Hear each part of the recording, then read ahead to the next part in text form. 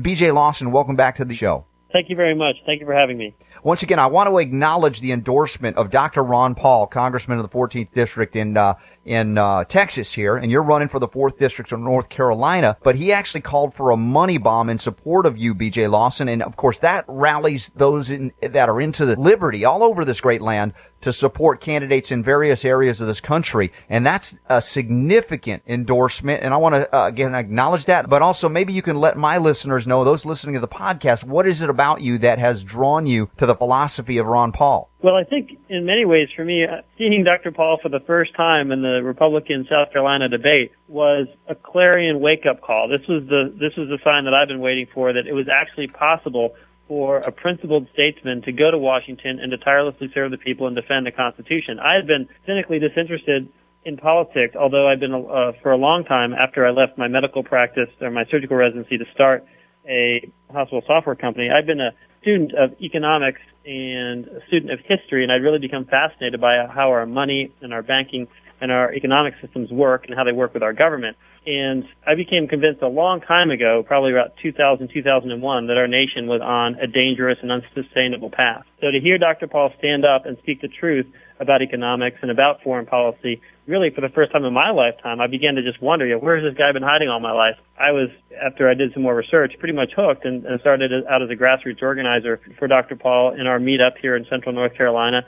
And things just snowballed from there until I ended up launching my congressional candidacy in December of last year. Well, it's astonishing from where you came to where you're going or where you'd like to go in that regard, and motivated by what I'd call definitely the right reasons. You know, I have 2 children, and I'm looking at what they did in Congress just recently, and the Senate went against the people, but I'd say they went even against the Constitution, which is, the bigger issue in regards to this legislation that would now saddle debt, as if we weren't in debt enough, onto generations of Americans. If America is going to survive, of course, we can't survive as a debtor nation, much less as individuals. How long can you keep your freedom when you owe so much to so many? Absolutely. And that's it. It's sustainability of our current world order and our current economic system.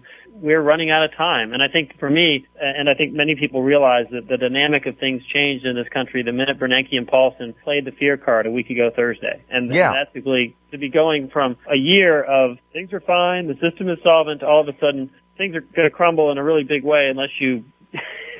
basically, let us paper.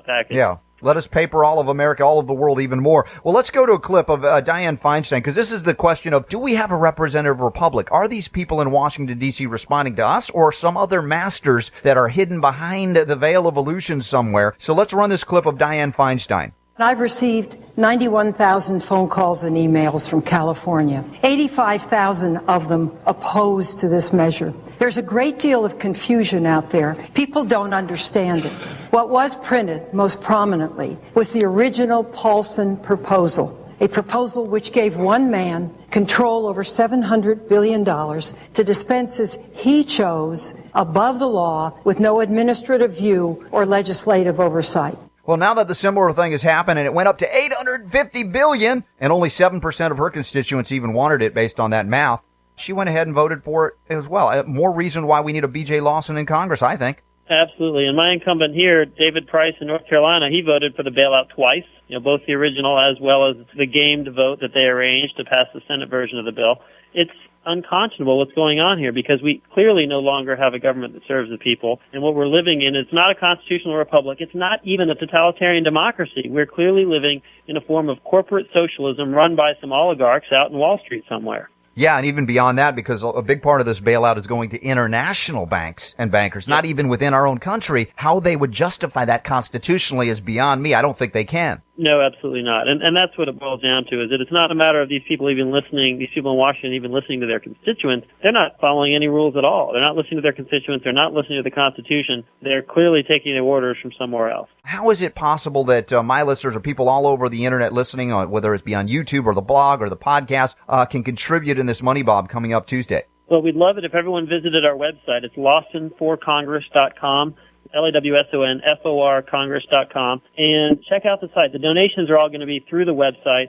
And we've also put a lot of effort into our internet presence. So we've got a number of YouTube clips up there, and I've been actively blogging in our campaign blog throughout the financial crisis, and actually going back over a year. In fact, my campaign website really grew out of an economics and political blog that I've been writing for some time before that. So there's a great dialogue going on here in the 4th District, and it's expanding nationally, and I really appreciate people's willingness to step up and help us strike a blow for freedom here in North Carolina. Well, and again, it'll impact the rest of the country as well. That's why I'm very encouraged to learn about you and have this message get out there to my audience as well. Let's get a clip here, if you will, on Ron Paul, where he's talking about this bailout, how it wouldn't actually solve our problem, and I'll get BJ's comments on that. Madam Speaker, I rise in strong opposition to this bill because it won't solve our problem.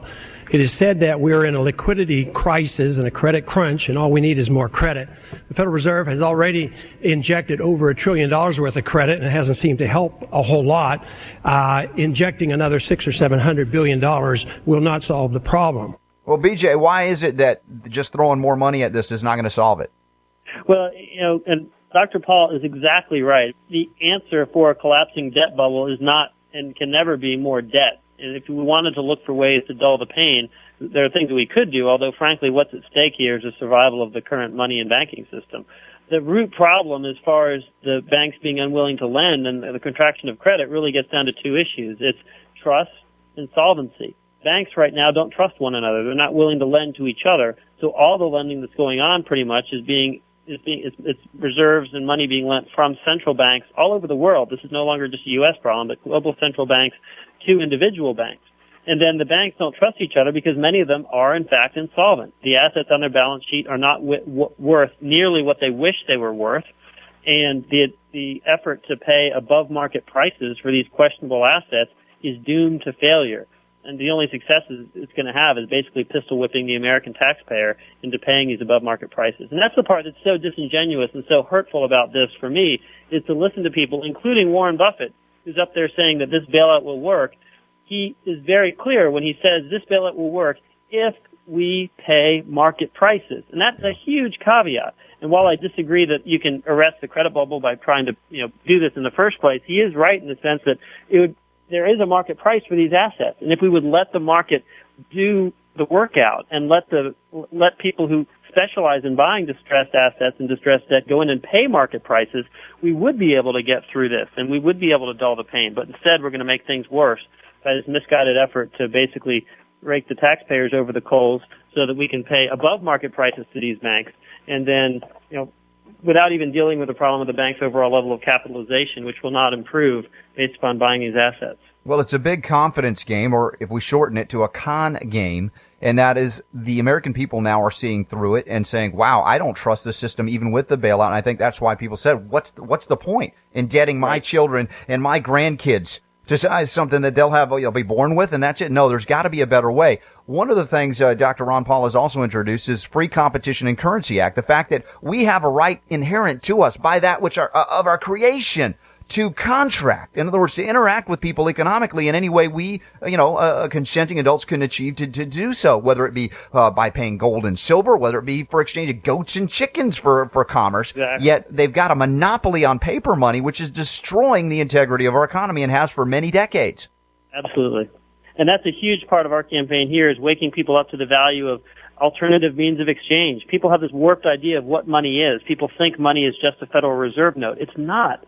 Money is potentially just a medium of exchange, and it could be gold, it could be silver. There are even successful private barter-based currencies, such as the Ithaca Hour up in Ithaca, New York. Yes. And these are the sorts of local solutions that engender local sustainable economies. And you create economic growth from the grassroots up, as opposed to having to import, capital from somewhere else. BJ Lawson, man, I am so honored to connect with you on this, and I wish you all the success in let's say, getting another incumbent out that voted for this monstrosity, this $850 billion bailout that does nothing to solve the underlying problem, of which you seem to have a really good grasp of. Well, thanks, Robert. I appreciate the invitation, and I really appreciate the opportunity to help get the word out. And again, thank you for what you're doing in the pursuit of health freedom, because healthy communities, healthy people, this is what the liberty movement is all about. It's about how do we take back our country one community at a time.